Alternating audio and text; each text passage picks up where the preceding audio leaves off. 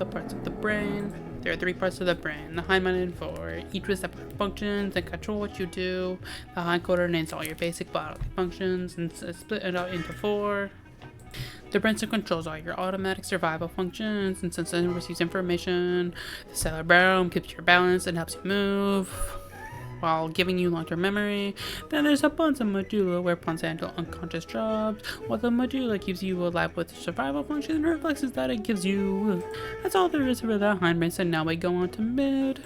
The midbrain coordinates the simple movements with sensory information and has 2 simple parts. The rectangular formation is a system of nerves that controls arousal to stimuli, sleep attentiveness, and filters information to the thalamus. Lastly, the basal ganglia lets you have some voluntary movement. Now that we are done with the midbrain, we head over to the fore. Forebrain allows for complex thought and behaviors, and is split in up to many. The thalamus is all about filtering and relaying sensory information that is not touch, smell. Then we come to the limbic system that encompasses 3 of our other parts. Hippocampus is for memory and learning, amygdala for emotion, hypothalamus is for fighting, fleeing, feeding, and fornicating. Then we come to the corpus callosum that relays information between the 2 hemispheres.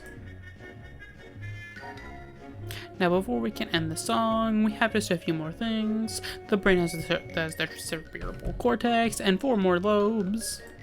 Frontal, parietal, temporal, and septal are all the lobes, each with separate functions, and we'll mention just a few. The frontal deals with reasoning, planning, judgment, and impulse control. The parietal receives information about the somatic senses. Occipital is your visual processing, and the temporal is the hearing, smelling, and facial recognition.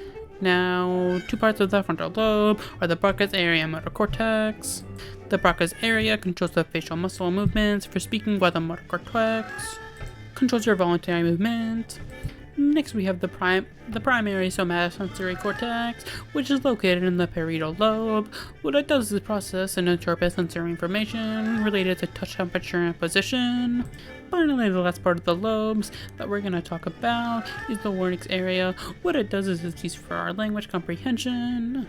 The final part that we have for the whole brain is the cerebral cortex. What it is responsible for is the higher level processing of the human brain. Language, memory, reasoning, thought, learning, decision making, emotion, intelligence, and personality are all things that it can do.